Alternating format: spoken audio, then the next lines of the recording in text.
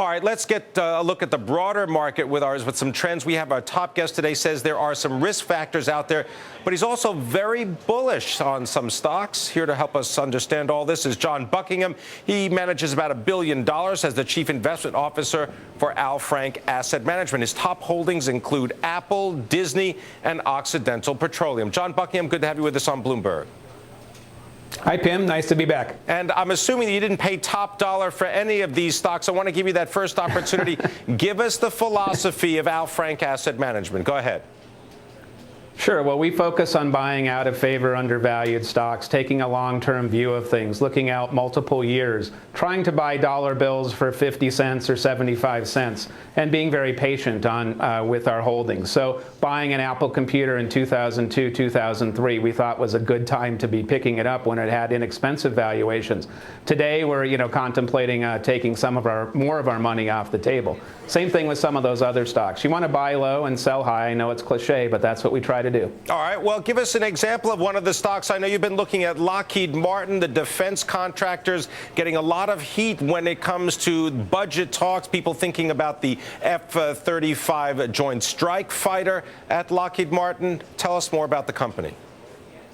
Well, it's the same kind of theme. You want to buy things when they're on sale, and right now defense is an area where investors have really shied away from. Obviously concerns about the budget and defense spending going forward. Unfortunately, we live in a dangerous world, as we've seen with the Korean situation going on right now. So I don't really see defense spending declining significantly, but more importantly, you're buying a stock in Lockheed that is trading at a very inexpensive valuation, 10 times earnings with a big dividend yield over 4% and management committing to buying back stock.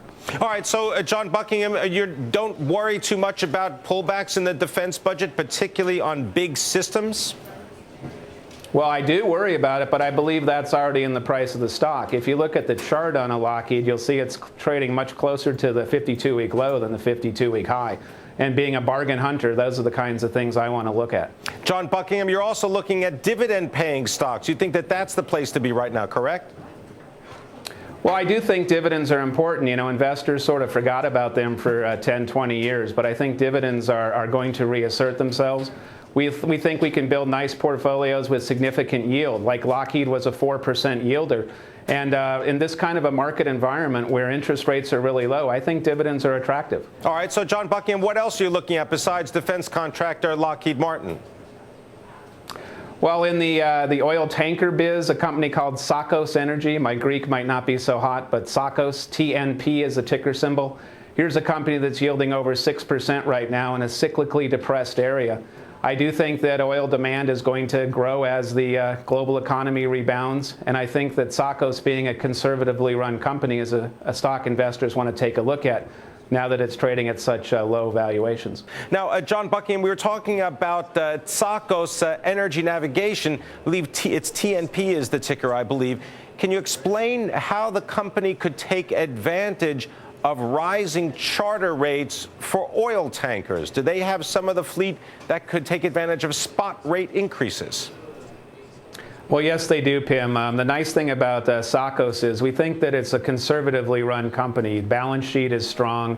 Again, I mentioned that nice dividend yield they have, but about 2/3 of their fleet is on charter.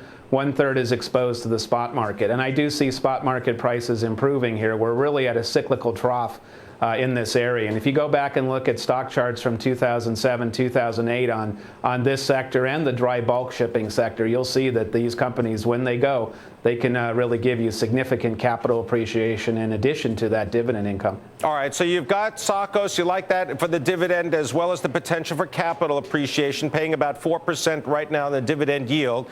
You've got, when you look at Lockheed Martin, also about 4%, a little bit more there. Tell me about another company you've been looking at, Abbott Labs in the pharmaceutical space. Why do you like ABT? Right. Well, the theme sort of today is all of these stocks are yielding more than the 10-year Treasury. So I think that's an excellent thing to focus on. in this environment. Abbott being a stock that has really struggled, stock trading near its 52-week low, even though the earnings and the earnings expectations are still pretty good. We're still expecting growth out of an Abbott over the next 2-3 years, which is unlike many of the other pharmaceuticals, and obviously the whole sector faces patent expirations and generic competition. But Abbott being a diversified medical company with not just pharmaceuticals but diagnostics and nutritionals, it's a name that is going to continue to grow in our view. And again, you get a nice dividend yield here, about 3.7%. John Buckingham, talk a little bit, if you can, about Abbott Labs and its exposure to drugs that come off patent protection. They've got the anti-inflammatory Humira. Well, yeah, that's the problem, again, with all companies in the pharmaceutical space. But Abbott's got, again, a very diversified product line. And if you look at analyst earnings expectations, we're still focusing on, 8-9% earnings growth this year, 2011, 2012. So they're going to be able to navigate, in our opinion, the patent expiration problem. But that's one of the reasons that stocks in this sector trade at such low valuations, despite the solid balance sheets, despite the ability to participate in the graying of America and people living longer. I think the healthcare sector is going to be an area that's going to bounce back here over the next few years. John, I'm glad you mentioned balance sheets. I want to get your thoughts on Hudson City Bancorp. Why do you like Hudson City? They seem to not be part of the subprime mortgage meltdown, and yet the stock doesn't seem to reflect their lending practices. Right. Well, of course, they're lending to high net worth people and a lot of real estate in the New York area. And so that's been something that's concerned a lot of people. The financials are an area where there's a tremendous amount of unknowns. What is the next shoe to drop? How much have they written down? How many more in reserves do they need to take? And that's why they're also trading at inexpensive valuations. I think Hudson's a quality company, well run. Non-performing asset trends have improved a little bit. And here again, you get a big dividend yield on a company that's trading around 12 times earnings, and we think those earnings are pretty depressed.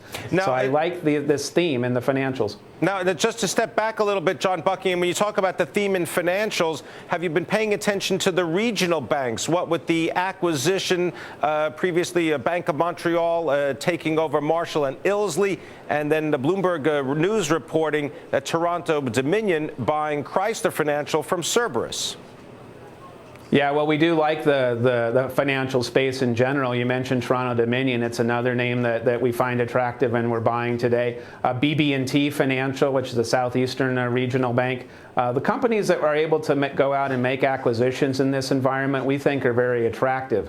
They're able to buy companies at inexpensive valuations.